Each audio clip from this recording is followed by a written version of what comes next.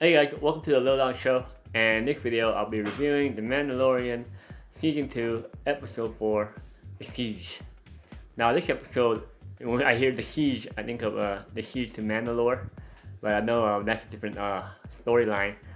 But yeah, I was wrong about I thought we would see Ahsoka, because I thought Dave Filoni was directing this one, but it's actually Carl Weathers. But Dave Filoni will be directing the next one, and hopefully we'll probably see Ahsoka. Um, but this episode was pretty good actually. I thought, it was inevitable that Mando was gonna take another detour before we get to Ahsoka, and he did. The Raging Crest is all messed up from the repairs supposedly, and he decided to stop in the Navarro to see his friends. And I like the beginning with Baby Yoda, trying to fix that thing. He kind of shocks himself. So Mando's talking to him more, and they're communicating, and he even takes off his helmet a little bit to get some soup. So maybe that's a little foreshadowing of maybe he'll take his helmet off and not wear as much. And so, like I said, this is a great episode actually. You got a lot of New Hope references, but also some new stuff from the New Republic and from the Force Awakens foreshadowing. And so they get there, they get to Navarro. Greek cargo, Cara Dune is greeting him, and they're saying, yeah, your ship needs to be fixed. So they should come into the town to check out what we've done.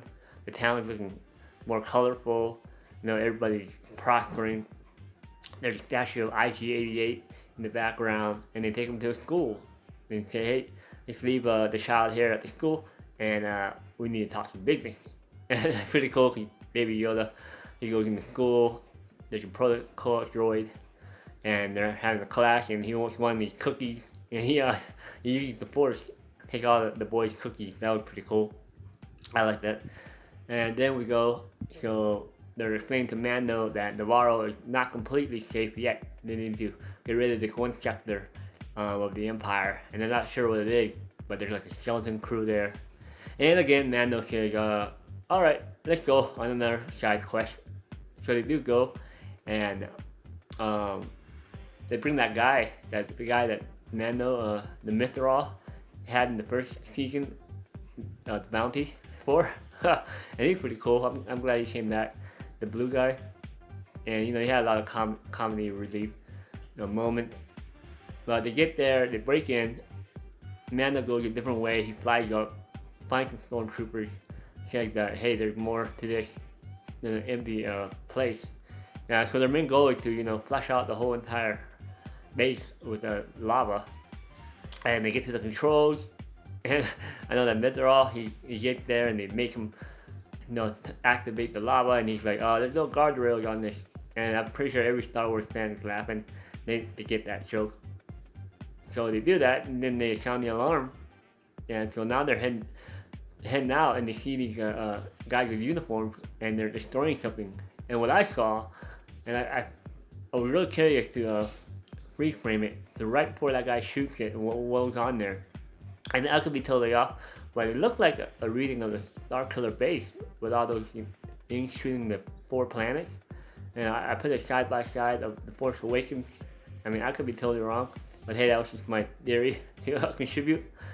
And so they also find out some more stuff too, because they get a recording of that doctor clone guy, the cloner, talking about they try to use the child's blood, the M count, the midichlorians, but they ran out of subjects to use it on, and they keep messing up basically, because they see these like clones in these little tubes, almost like Snoke. I did see like a little scar on his head, kind of.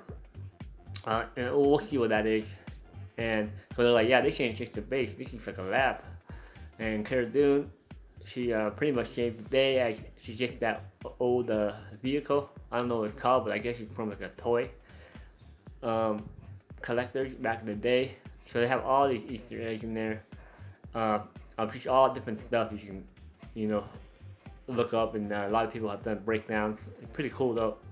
And Mando's like, Cara Dune's like, take the jetpack, because he thinks that. But they find out that Moff Gideon is alive, and because we knew that, but they didn't know that. So he flies off, Mando flies off. Cara Dune and Greek Cargo and the Mithral, they have to escape.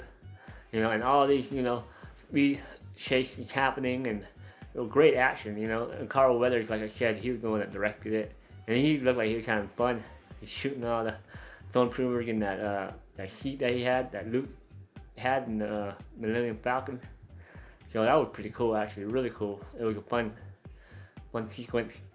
A little bit of comedy, like I said, with the Mithral, and so they managed to destroy most of the speeders, but then also the TIE fighters come. And a lot of these shots were from the original trailer, but we didn't see all the heist stuff though. So it was pretty cool. They managed to get really close to the city, and there's still TIE fighters on their tail, and Mando comes and saves the day, and Baby Yoda eating his cookies, his macaroon, blue cookies, and he's laughing and putting his hands in the air. That's pretty cool, pretty funny. And they saved the day. And Greek Cargo's like, let me buy a drink, but Mando's like, no, I gotta take off. I gotta take care of business. I gotta go. See you guys. And that's it for that scene. But then we have like an after scene kind of, because this episode was 40 minutes, so I wish it was a little longer. But they have the X-Wing pilot guy, I forgot his name. He comes in, he questions them about why did that Imperial base blow up. Greek Cargo is not giving them any information. He asks about the Razor Crest, and Greek Cargo denies it. And then he goes out and he goes sees Cara Dune and finds out that, hey, you served and you were at you lived on Alderaan. And he's like, I'm sorry, I served there. And he was like, there's something going on, something that Outer Rim going on with the core planet. They don't want to acknowledge it. So there's a little bit of politics going on there. So he said, hey, you're a great soldier. Maybe we can use you again. And she's like, pretty like denies it, but he said okay, and he leaves the insignia of I don't know, that's the Republic or the Rebellion symbol, I think it is, from Alderaan or wherever. Reminds me of Princess Leia. And that's it for that scene. But then we get one last, I guess you want to say, post credit, but it's part of the episode. You see the big Star Destroyer come flying in. She's like the beginning of A New Hope, and we see the girl, and I thought it was like Ray Sloan. We were thinking all this stuff, but she's just an officer. She talks to the mechanic who worked on Mando's ship, that alien who's giving that one look. He looks pretty suspicious, and they put a tracking beam on him, on the Razor Crest, and she goes and she tells the Moth, and Moff Gideon, he's smiling. You see this evil grin, and he's like, we're ready, or we'll be ready. And then you can see all these, like, I don't know, they're super troopers or something from a video game.